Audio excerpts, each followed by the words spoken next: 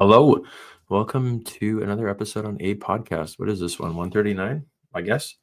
Um, and weird screen thing going on here.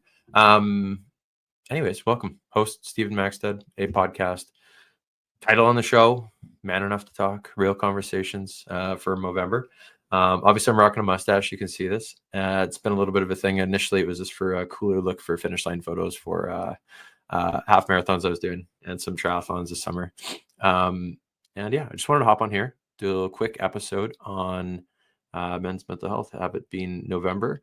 And actually, a majority of our listeners are males, according to the analytics that we get off social media channels. So thank you, gentlemen and ladies, everyone who's listening. That's wonderful. So, and maybe over time the stats change, but after kind of looking at that, I was like, we have a decent following to get a few views here, and I feel like it's something I should share a little personal insight on for my own lived experiences, and it's okay to go get some help and chat. So we're going to cover a few things today. My personal story of how I started going to therapy, and how it kind of happened by accident, and how you shouldn't avoid it if it's not by accident either. It's our mental health is important. Everyone's mental health is important.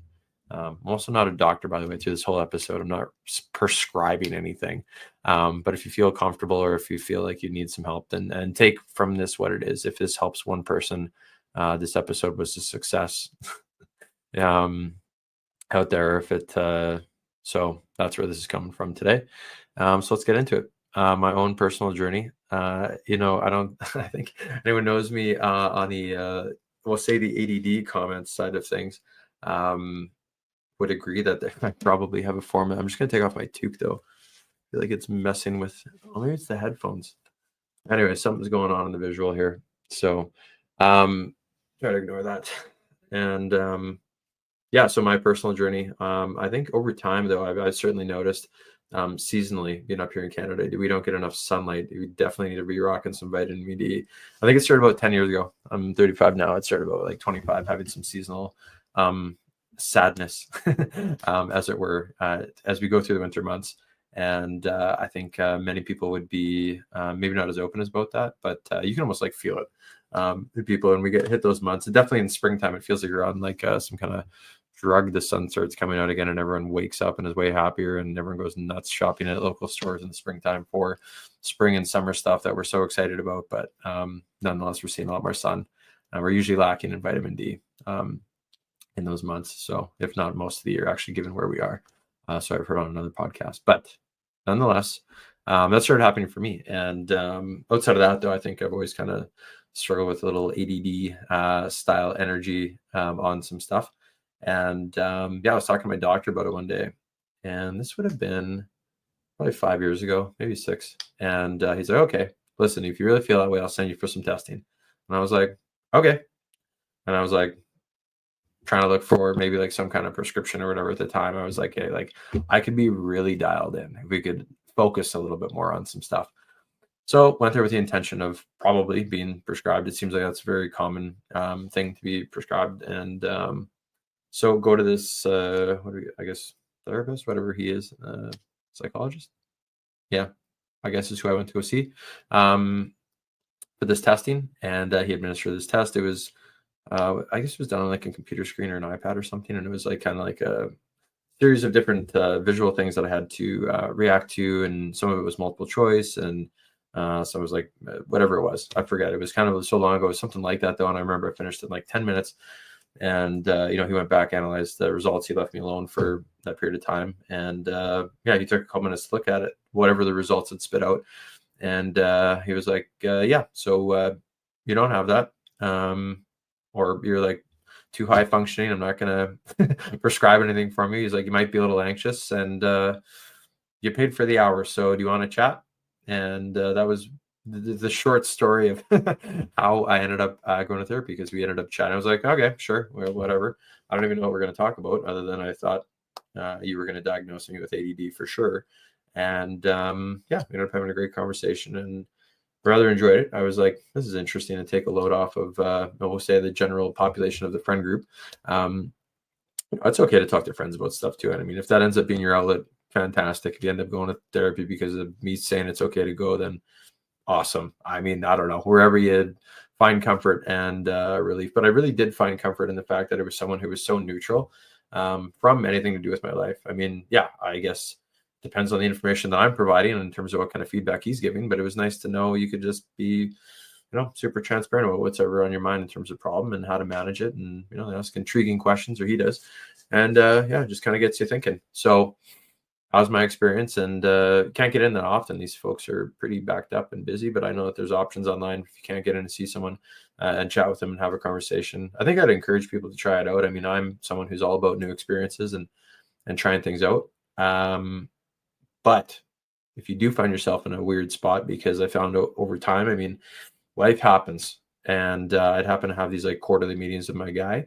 And, there was a couple big life events that had happened, and it was way easier to manage because I knew I had someone I could chat with that could kind of reflect on some of these bigger things. And yeah, it's been incredibly helpful and healthy. I mean, our brain is and mental health is just like anything. It's a muscle. You need to, relax it, stretch it, work it, and maybe get some other folks to chat with about some stuff. So that's how it happened. Some of the best conversations I've had are the meetings or the appointments where I didn't have anything like on my mind necessarily either, just to really showcase that, where I go in and I'm like, no, I don't know what we're going to talk about today, but this thing happened when I was a kid, or whatever it is. And I think one of the last ones, I wish I could really remember to share a little bit more about what we talked about. I just know that it ends up taking so much weight off my shoulders if there is something in my mind. And it's a great experience from my point of view. And if, like I said, sharing that is a good thing, wonderful. Sharing that. And if you can get something out of it, wonderful. What was the other thing I was going to say? Probably the dark side of this one. I mean, people probably don't point blank say this as much in this month, but if you've ever been affected by suicide or someone who is close to you, yeah, has done that, it really sucks for everyone who touched that person's life. And it has ripple effects. Having a couple, people close to me that have done that, it just super sucks. I wish they would have went and talked to someone and gotten help. So that is a very clear message. There was a UFC fighter, Patty something. He did a really great, want to fight, did a great speech. He said, I'd rather have a buddy cry on my shoulder than, carry him down. Carry a casket down. And I could not say that probably loud enough because it super sucks for everyone who is involved on that one. And I'm just going to read out some things about why men sometimes feel like they shouldn't talk about their mental health. So first point here from my computer helper, ChatGPT. And what I asked it was, why do men not seek help for mental health issues? And these were the men often don't seek mental health issues rooted in cultural norms, stigma, and personal beliefs and systematic barriers. Here's a breakdown. The first one was stigma around masculinity. Men raised to believe that they should be tough, self-reliant, and emotionally reserved. Admitting to mental health struggles may feel like a sign of weakness, which conflicts with traditional views of masculinity. Phrase, like man up or don't cry, discourage emotional expression, men of every age. Interesting that's like the number one reason in here. Fear of judgment or shame. I think this is an interesting one too. Perceived as broken, unstable, or less than a man if they're admit to be struggling. I think this is a huge one. I think we are, as men, put a lot of pressure to, have stuff together all the time, and not who's together all the time, right? That's I think that's pretty unrealistic for anyone in this world at any stage in history. We've not all had it figured out at every single point. And concern about friends, employers, family members might react to sharing a struggle going on. I think that's real. I think admitting kind of like a little bit of a weakness and, we're fancy animals. That's what I call us a lot of the time, joking with friends and stuff, but go, back in time. And, that's kind of where I could see that weakness being admitted, a bit of a thing. Lack of awareness or recognition. Hopefully even talking about this, like I said, helps one person's going through a hard time. Go either talk to a friend or go talk to someone professionally. Just say you're having a hard time, I want to talk to somebody. If you got to go talk with your doc about that, get in and see someone. But again, not a doctor, not prescribing anything. Lack of awareness recognition, though, that's the next point here. Misinterpreted as fatigue, irritability, or stress rather than depression or anxiety. Many men don't realize what they're experiencing in a mental health issue, or they minimize it. So our own minimizing of said thing. Limited access or uncomfortable with help options. Therapy can not feel welcoming. It can feel scary. I mean, I remember Bob going there for a test. I'm like, oh, it seems like a weird hallway full of doorways, and some people are coming out crying or they're dealing with something. But whatever. I'd rather go get it off my shoulders nowadays than hold it in. That sucked. Men prefer to stay action-oriented, peer-based support. Yeah, sure. I mean, whatever. Go play beer league hockey, be around some buddies, have a beer, bullshit about some stuff. If that's what it, I've seen other things where they do recommend, men being around, group stuff at least once or twice a week. If you can fit it in, wonderful. If not, try to make that a point. Hopefully, have a good, healthy group around you. Delay until crisis point. Delay until there is a breaking point, either job loss, addiction, relationship breakup. They say suicidal ideation before seeking help. And at that point, the situation may be difficult to manage or recover from.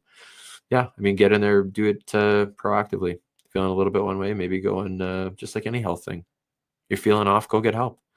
I don't think we put off other things in the same way. If you had a broken arm, no one would judge you for going and getting an x-ray and a cast like that. But heck, if you got to talk about emotions, can be frowned upon. So let's not make that a thing. Point 6, communication barriers. Many men find it difficult to put their emotional experiences into words and don't have the vocabulary to explain what they're feeling. Yeah, that's a real thing for sure. Emotional expression become habitual, making it harder for them to open up even when they want to talk. Yep, getting words into different things. I think a lot of us always joke that most things can be solved in the garage over a couple of brews. Not that I'm suggesting alcohol is the solution there, but I had some great talks with buddies over the years. Asking someone to go for a beer. I think it's a super common thing to ask a buddy to go for a beer. And maybe it's not so much about a beer. It could be coffee. I don't give a shit what it is, really. Pardon language. But whatever that is, what I've kind of made a point over the years too to check in with different buddies, especially this month. I've already done a few calls, and buddies of mine who watch this episode or see this turned into a short clip would agree. I often reach out with no purpose or intent other than to blab and talk for a couple minutes. It may be seen as whatever. Part of it is on my mind. I want to check in on some of my buddies and kind of rotate through who I'm calling. It's not like a pattern CRM tool thing that I'm rocking in my personal life with my friend group. It's if someone pops into my head, I give them a call. And sometimes that's how I do my check-ins with buddies of mine. And, everyone's kind of going through something. Everyone's at a different stage. Sick family member, they got kids, they're stressed, the job's going crazy, whatever. We don't have it all together at any point in time. So what helps? Normalizing seeking help. Here we go. Episode on it. What did I title it again? Man enough to talk. Be man enough to talk. Go talk to a friend. Go talk to a partner. Go talk to someone who you feel comfortable yakking with us about. Go walk your dog. Who knows? Support groups, male-oriented spaces. I don't know, whether it be a beer league team or cycling group. I would say we benefit immensely in one of my cycling groups from just being around each other, having breakfast, having coffee. There's someone else share a story from their journey, something that's stressing them out. It's relatable. You don't always have to vocalize it either. Not even saying that we have to chat it out loud, but being in those spaces is good. But an encouraging routine check. Well, I guess I'm checking in on some other buddies and check it in like we do with physical health, though. That's what it's saying in here. Like I said, no one would treat a broken arm like like you were not man enough. So you can be man enough to have a conversation about something that's bugging you. Yeah. And I know there's other options out there. So all I'm saying is seek that support, whatever that is. If you're going through a hard time, that's the whole point of the episode. Be man enough to talk. Episode 139 here on a podcast. A special for November, perhaps. You took almost like a week off here. Life got busy. And hopefully you enjoyed the episode. Maybe we'll do another one this month just because we are passionate about this and it affects a lot of our listeners. So have a great weekend. Hopefully we'll push this out right away here on the long weekend. So cheers.